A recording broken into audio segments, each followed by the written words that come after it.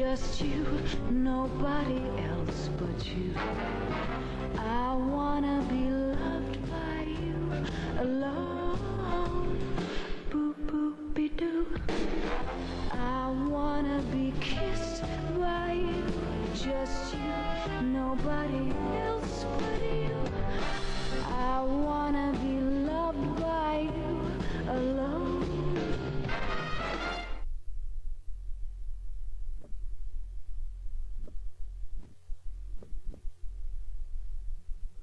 Mesdames et messieurs, aidez-moi à accueillir le philosophe numéro 1 au monde entier, notre grand jovialiste, André Moreau.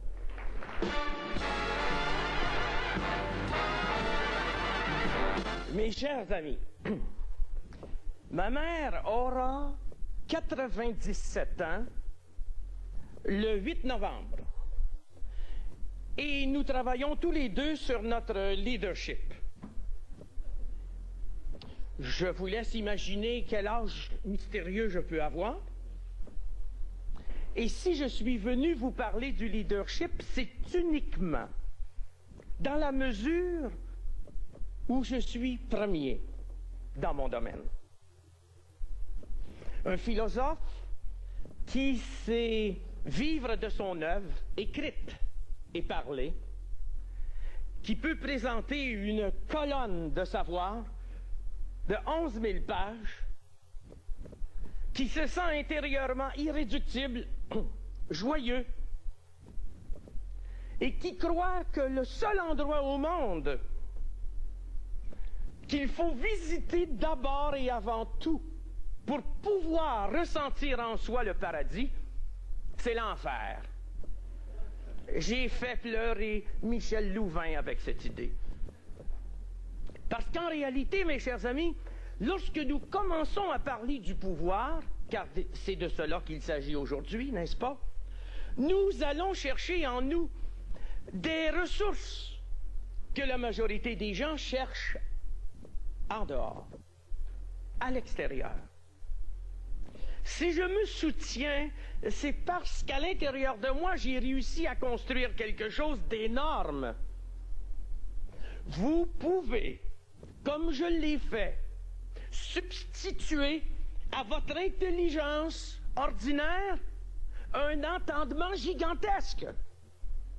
Vous pouvez aller chercher en vous des ressources étonnantes, prodigieuses, qui vous donneront l'enthousiasme et vous empêcheront de vieillir. Pourquoi vieillir? Pourquoi mourir? Je suis la preuve vivante que la pensée rapporte. Je suis payé pour vous le dire. Je suis la preuve vivante que tout est possible, même dans un contexte hautement défavorable. Mon astrologue m'a dit que j'avais un ciel tourmenté,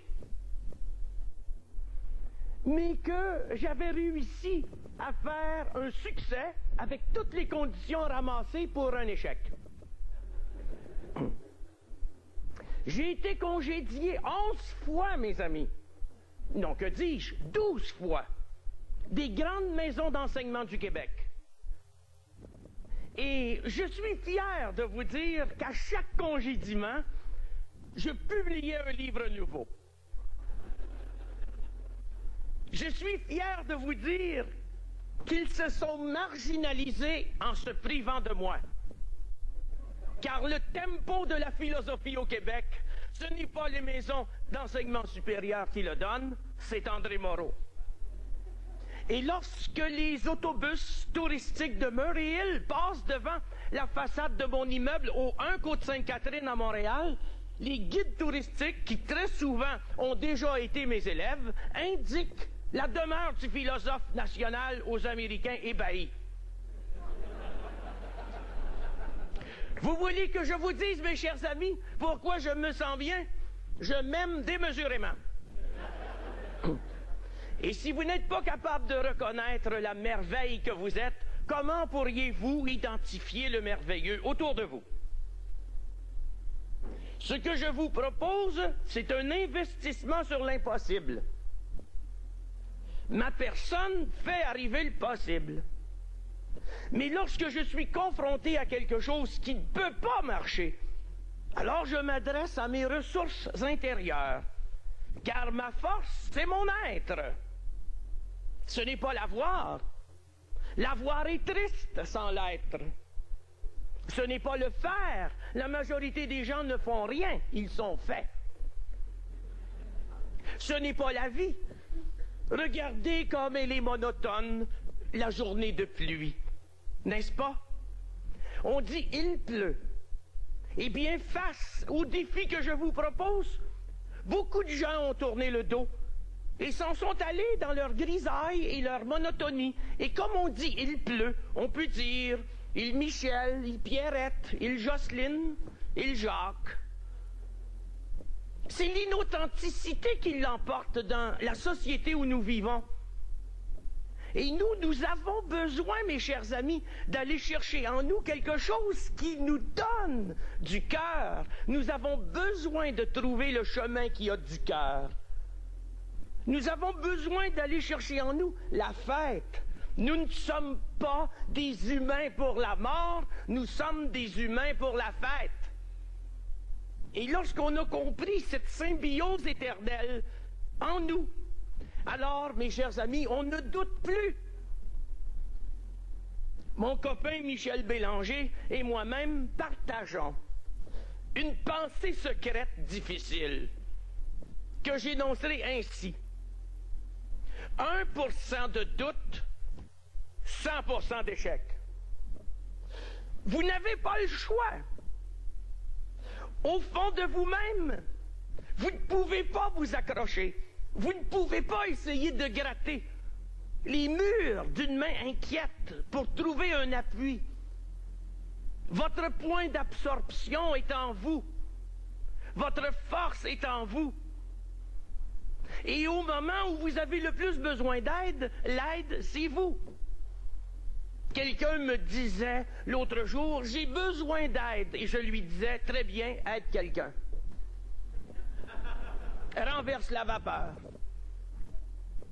Quelqu'un d'autre venait me voir en disant « Ma vie professionnelle est un gâchis ». Je lui ai répondu « Toi, tu ne jouis pas ». Il m'a dit « C'est bien vrai. C'est bien vrai. J'ai 52 ans, me dit-il.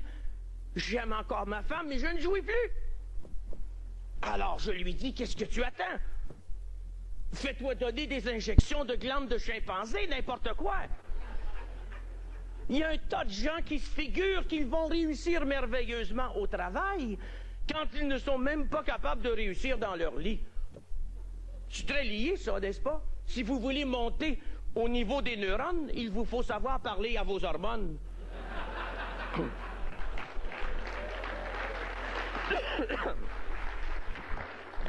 Le travail que nous avons en vue, mes chers amis, est un travail de dépassement. Vous n'avez pas le droit d'être plate. Vous n'avez pas le droit d'être triste. De toute façon, lorsqu'on est ainsi, ça ne fait pas avancer les choses. C'est comme lorsqu'on est inquiet de nos affaires, ça ne change rien aux affaires. Et cette inquiétude est vaine. Même l'amour, parfois, est vain. Je préfère encore, mes chers amis, une haine solide, cruelle, consciente, à un amour mou, effrité. Nous avons besoin d'intensité. Dans un monde comme celui où nous vivons, je ne me promène jamais en regardant les gros titres des journaux. Les gazettes matinales ne peuvent pas plus nous réconforter que les prières. Nous ne pouvons pas compter sur les nouvelles. L'information, me dit-on, l'information. Mais vous n'avez jamais remarqué que plus on est informé, moins on est connaissant. L'information consiste à savoir tout sur presque rien. Vous êtes un spécialiste d'un grain de sable quand vous êtes informé. Regardez la télévision qui dissèque, qui découpe, qui isole et qui représente un mensonge sympathique. Regardez les journaux. Ils ne font que s'adresser au fond à votre glande thyroïde il vous titille, il vous agace. Le véritable leadership, mes chers amis, exige de vous de la folie contrôlée. Vous croyez que vous allez arriver en devenant raisonnable? Les gens raisonnables sont ennuyants. Ils sont modérés. Et plus un individu est modéré, plus il est médiocre. Et je considère comme une campagne de manipulation cette publicité du gouvernement à la télévision, la modération a bien meilleur goût. Voilà une publicité qui sera le cercueil des bien-pensants. Ce qu'il nous faut, mes amis, c'est de l'excès. Un excès salutaire. Un excès énorme, puissant. Beaucoup me diront, mais ne risque-t-on pas d'être déséquilibré? Regardez-moi! Qu'est-ce que vous pensez? Quelle est ma définition de l'équilibre? L'équilibre, c'est un ensemble de déséquilibres qui s'annulent, qui se compensent les uns les autres.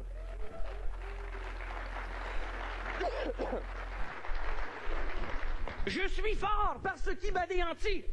Mes échecs me nourrissent. J'ai tout connu. Le rejet, la critique, la faillite, l'alcoolisme. Et dans ce dernier cas, mes amis, je veux vous dire ce que j'ai découvert. Mes amis, l'alcool était pour moi un outil de création et il était devenu un outil de destruction. Alors je me suis dit, un jovialiste déprimé, c'est moche. Alors, j'ai commencé à bénir mon verre ou ma bouteille, parce qu'à la fin, j'y allais à la bouteille, sans intermédiaire. Et il s'est produit quelque chose d'assez formidable. Non seulement je ne me suis pas contrôlé pour cesser de boire, mais j'ai bu davantage, jusqu'à la saturation. Et une bonne nuit, ça m'a lâché d'un coup sec. Vous allez dire, mais qu'est-ce qui s'est passé? J'ai perdu la soif. C'est incroyable. Sans contrôle. Les gens me disent, André, tu as bu? J'ai dit oui, par plaisir. Et ils me disent, tu ne bois plus? Je dis oui, par plaisir. Mes amis, abandonnez tout esprit de sacrifice. Renoncez à l'effort ridicule. L'effort est le signe de l'erreur. Permettez-vous la vaste et haute facilité consciente. Permettez-vous, mes chers amis, de vivre comme des dieux et non comme des rampants. Donnez-vous des ailes, car l'abîme n'est rien pour celui ou celle qui ont des ailes. Permettez-vous de foncer dans le danger, car au centre du danger se trouve la sauvegarde. Aimez vos échecs, car ils seront le tremplin pour vous permettre de monter plus haut. Rentabilisez vos défauts de caractère. Réjouissez-vous de ce mal que les autres disent de vous. Le mal est le fumier dont le bien a besoin pour devenir le mieux.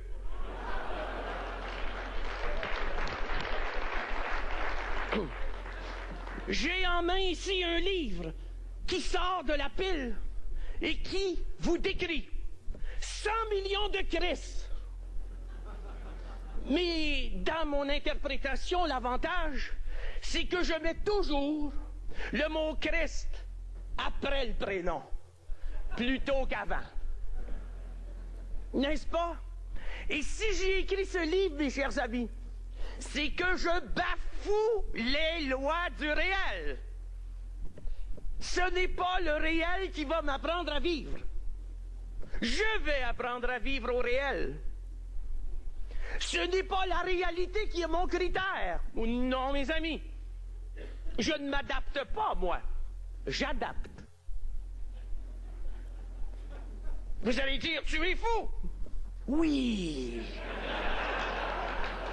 Mais cette folie encadrée, cette force, cette audace, cette hystérie subtile, harmonisée, mais c'est tout ce que tout le monde combat. Moi, je ne combats rien.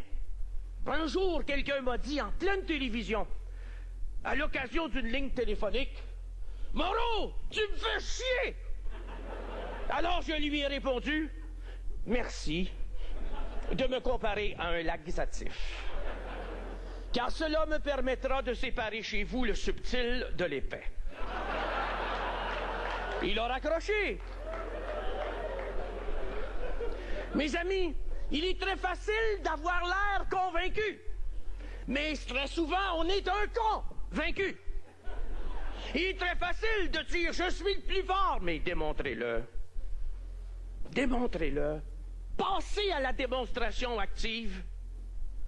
Quand j'entre dans une salle et que je présente ma colonne en disant « il y en a 2 qui manquent », il y en a 6 en préparation, et en attendant, je suis riche, je suis un monde. Vous voulez connaître ma politique? Ça, elle est simple. Volez-moi une idée. J'en ai 100 pour la remplacer. Je ne crains pas les voleurs, je les invite. Prenez-moi tout pour m'obliger à compenser par le fin substrat de mon intelligence. Vous savez quelle est la ressource naturelle la plus importante du Québec? Non, ce ne sont pas les pâtes et papiers, ce n'est pas l'Hydro-Québec, c'est pas les mines, c'est la matière grise. Et la matière grise n'est rien de limité. La matière grise est quelque chose d'illimité. C'est quelque chose d'énorme. Parce qu'elle est en vous la représentation de l'impossible. L'intelligence, mes chers amis, n'est jamais une faculté arrêtée. L'intelligence est une dynamique intussusceptive qui fonde votre énergétique psychique. Ça a l'air technique, ça. Vous n'avez rien vu. Je vous épargne. Vous ne devez pas avoir peur de la connaissance. Vous ne devez pas avoir peur de la beauté de la vie. Vous ne devez pas avoir peur du désir. Si Bouddha a pu dire que la sagesse est de vivre sans désir, c'est qu'il avait déjà satisfait tous les siens. J'aimerais vous rappeler, mes chers amis, que ce n'est pas en prenant l'allure, la posture du gagnant, du leader que vous y parviendrez.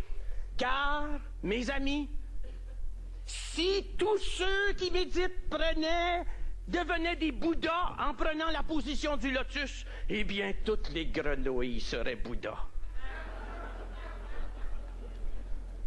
Votre allure n'a rien à voir avec le feu intérieur, avec votre capacité d'entraînement, avec votre audace créatrice, avec le fait que vous puissiez ordonner en silence l'ordre du monde par votre Christ immanent. Vous le savez très bien que la spiritualité religieuse du Québec est en train de céder le pas à une spiritualité laïque. Vous savez très bien qu'on ne peut plus présenter aux humains connaissants, conscients, audacieux, prêts à entrer au 21e siècle, un Dieu crucifié. Et il leur faut un Christ jouisseur, créateur, conquérant. Il leur faut sentir que leur chair est sainte, non plus une cause de faiblesse. Il leur faut vivre intérieurement l'orgasme permanent de la réussite. Exister, mes amis, c'est être en état d'extase. Exister, extase, c'est la même racine étymologique.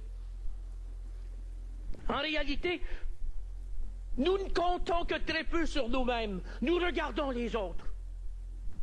Nous nous demandons où en sont-ils rendus. Nous sommes comme des coureurs qui vérifient si les autres sont prêts à partir. Mes amis, il y a une chose que nous devons comprendre.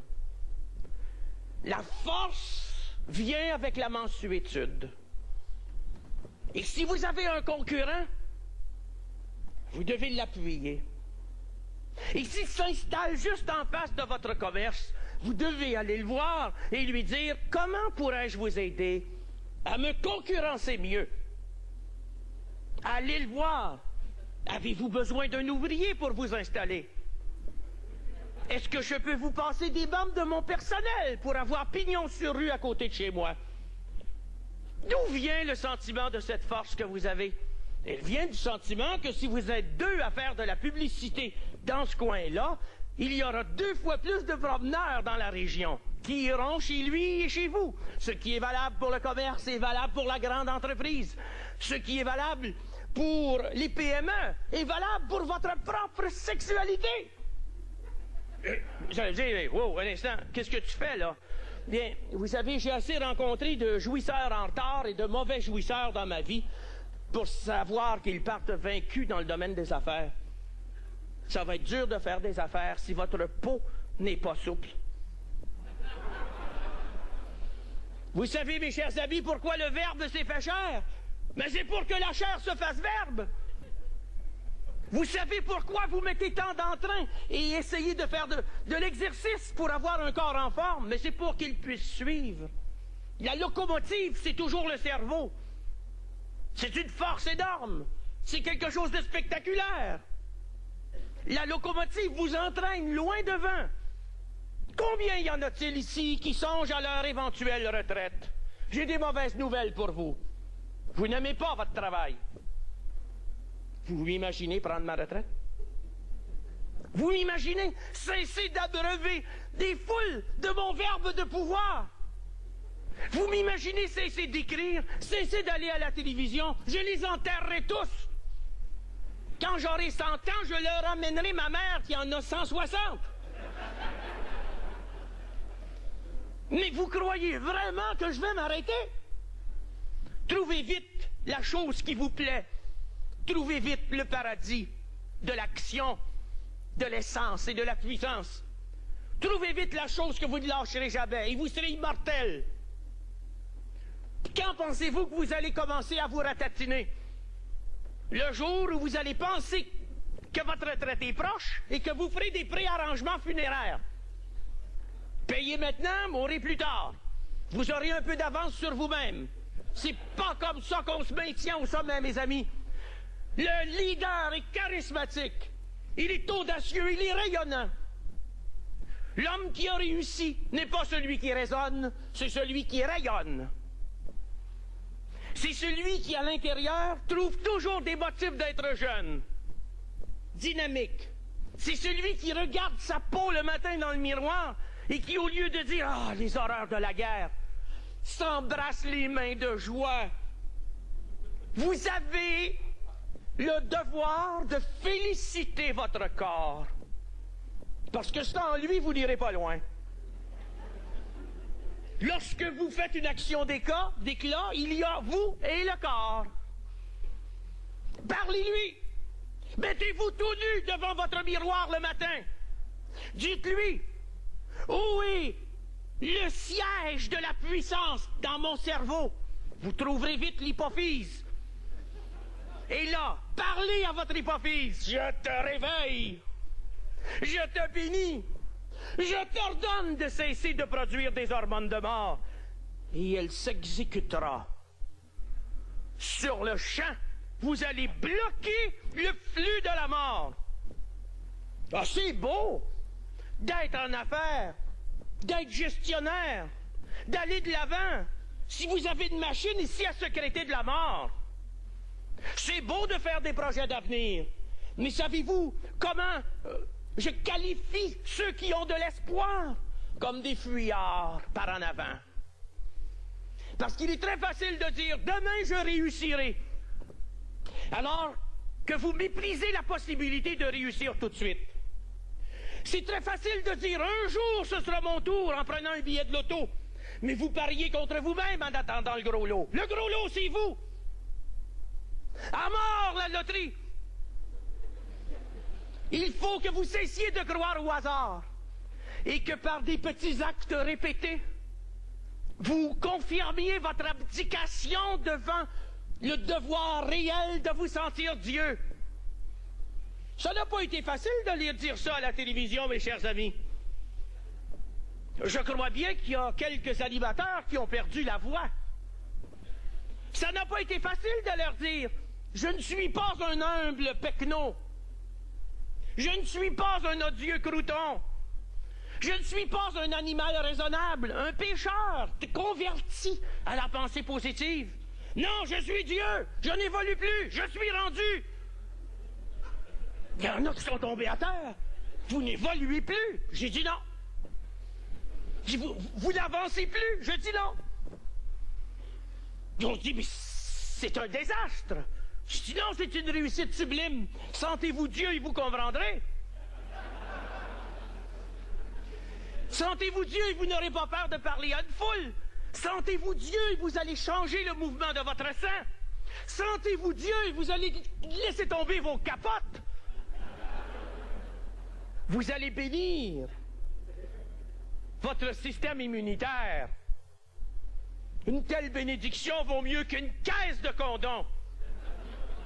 Je connais des gens qui se disent « Moi, j'ai la foi! Moi, j'ai confiance! » Est-ce que j'ai mes capotes? Vous savez ce que vous faites à ce moment-là? Vous vous niez, mes chers amis. Et vous n'êtes plus des gens qui pratiquent la volonté, vous êtes des gens qui pratiquent la non-volonté. Qu'est-ce que la non-volonté? Vous le savez très bien. C'est lorsque vous voulez quelque chose avec l'idée que ça ne marchera pas. Ne pas vouloir, c'est vouloir ne pas vouloir. Je connais beaucoup de gens qui s'annulent. Avez-vous déménagé récemment? Je m'adresse à ceux qui ont plus de 50 ans ici. Êtes-vous passé d'une petite ville à une grosse ville pour être plus près d'un hôpital? Au cas? Vous irez pas loin. Vous êtes à la porte. Vous n'irez pas plus loin que ça. Vous êtes criblé d'assurance. C'est beau. Mais celui qui s'assure n'est pas sûr. Ah ah! Je sais qu'il y en a dans la salle qui en vendent des tonnes, des camions. Félicitations. Un bel investissement sur l'auto-annulation. Je vous le dis, mes chers amis, il vous faut aller de l'avant. Quelqu'un me dit, « André, vas-tu mourir un jour? » Je réponds toujours, un peu. Tellement la question me gaze. Vous savez, mes amis, il y a 3 sortes d'hommes. Les solides, les liquides et les gazeux. Et je n'aime pas les questions gazeuses. Il y a un tas de gens qui me disent, « André, comment fais-tu? » Je dis, « Mauvaise question, tu es recalé. Fais-le. » Les gens s'intéressent beaucoup aux moyens. Eh bien, moi, je vous dis, pensez à la fin, lâchez les moyens. Laissez votre être régler ces questions désuètes. Travaillez moins. Plus un homme, une femme sont intelligents, moins ils travaillent et plus ils produisent. L'effort n'est pas un signe d'intelligence. L'effort est le signe d'une faiblesse. Je connais beaucoup de gens qui travaillent, mais ils n'auront pas le droit à une médaille de ma part. Je vous le dis, mes chers amis, votre représentation de l'intelligence et de la réussite sociale au sommet devrait être un hamac. Oui, mes amis, c'est dans cette sérénité positive où vous découvrez votre véritable inutilité que vous pouvez produire le plus. Vous vouliez être utile dans la société? Vous êtes des serviteurs. Parce que lorsqu'on est utile, on sert à quelque chose, et lorsqu'on sert à quelque chose, on est secondaire. Je me félicite de mon inutilité criante. Et je félicite tous ceux ici qui réussissent en se moquant de la vie. La vie n'a pas besoin d'être vaincue, elle a fait ça toute seule. La vie n'est pas le dernier mot. Le dernier mot, c'est « je suis ». Les derniers mots, c'est vous qui l'aurez. Et j'aimerais vous dire ce qu'une de mes compagnes, très chère, m'a dit l'autre jour. « André, tu as toujours raison, même quand tu te trompes. » Et elle ne disait pas ça avec une ironie blessante. Elle me rappelait à moi-même, à mon centre de gravité. Elle me rappelait que je suis un beau Christ, un beau Seigneur. 100 millions de Christ, mes amis, c'est vous. C'est ça votre véritable pouvoir. Abandonnez la raison raisonnable. Rien de grand ne peut être accompli sans être suffisamment insensé. Vous voulez être retenu, modéré, mais seul le fantastique a des chances d'être vrai. Vous voulez avoir l'air normaux. Est-ce que j'ai l'air normal, moi? Et pourtant, je réussis. Je me fais la belle vie. Je suis entouré de gens qui m'aiment. Et je les paye pas, moi. J'aimerais vous rappeler, mes chers amis, que dans cette vie, vous êtes venus pour répondre aux besoins que vous aviez de vous-même. Alors, soyez donc tendres et doux envers vous. Cessez de vous battre. La vie n'est pas une guerre de tranchées. La vie n'est pas une vallée de larmes. La vie est un jardin magique où vous récoltez ce que vous avez semé. Il n'y a pas d'injustice en ce monde, même en Somalie. Car nous recevons constamment, comme individus et comme peuple, le salaire de nos pensées. Tout ce que nous vivons est merveilleusement ajusté à ce que nous sommes. Vous rendez-vous compte? Vous rendez-vous compte que c'est ça qu'il faut dire aux gens qui travaillent pour vous le matin? Si tu te casses la gueule aujourd'hui, c'est que tu portes une fêlure dans la tête. Si tu cries au scandale en voyant les mauvaises nouvelles des journaux concernant la récession, c'est que ton esprit est récessif. T'as un plafond. Lorsque vous serrez la main d'un de vos employés ou d'un de vos collègues le matin, dites-lui. J'ai fait penser à mon affaire. Parce que mon concierge me dit toujours, lâche pas. Dites-lui, lâche. Lâche. Lâche la maudite patente. Lâche le gros travail dur. Lâche la folie non harmonisée. Lâche la raison. Et permets-toi un moment surnaturel de grâce et d'intelligence. Bénis ton hypophyse. C'est le levier de commande de ton cerveau. Ordonne-lui de cesser de produire la mort et produit la vie. Quand je vais parler, mes chers amis, à des groupes de gens qui se sont levés du mauvais pied le matin, je casse tout. Alors, si vous m'invitez, il vaut mieux avoir des meubles aisément remplaçables. Parce que je ne suis pas venu honorer le réel, je suis venu le mépriser. Je ne suis pas venu m'adapter. Je suis venu faire acte de divinité. Je ne suis pas venu avec un air sérieux. Je suis venu avec un sourire, même si très souvent, ce sourire représente chez vous la dissimulation d'une envie de mordre. Il y a dans cette salle suffisamment de cerveau pour créer au Québec un empire. Il y a dans cette salle suffisamment de joueurs pariant sur l'impossible pour faire que notre pays, quelle que soit son allégeance politique, soit, comment pourrait-on dire, isolé par les autres, comme si on l'enfermait dans une bulle protectrice. En fait, pour se protéger de lui et de sa pureté. Je vous le dis, mes chers amis, nous allons vivre bientôt dans une bulle. Parce que c'est nous les leaders mondiaux. Rappelez-vous ce que disait Arnold Toynbee. Le 21e siècle appartiendra à la Chine et aux Canadiens français. Arnold Toynbee, c'est le plus grand. Du moins, il me plaît de le croire ainsi. À la porte, 100 millions de Christ. Le livre pour vous défoncer. Les petites natures, s'abstenir. Je vous le laisse à 20 $. Il en vaut 40 en France et en Belgique. Je vous l'offre. C'est un cadeau à 20 $.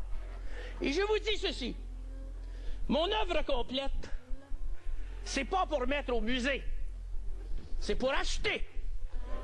N'est-ce pas? Et moi, je ne suis pas à mettre au rencard. C'est pour inviter. Très bien.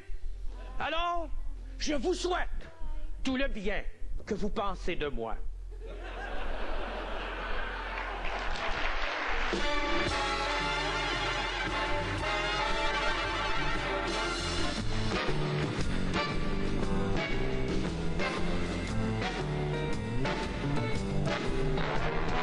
I wanna be loved by you, just you, nobody else but you. I wanna be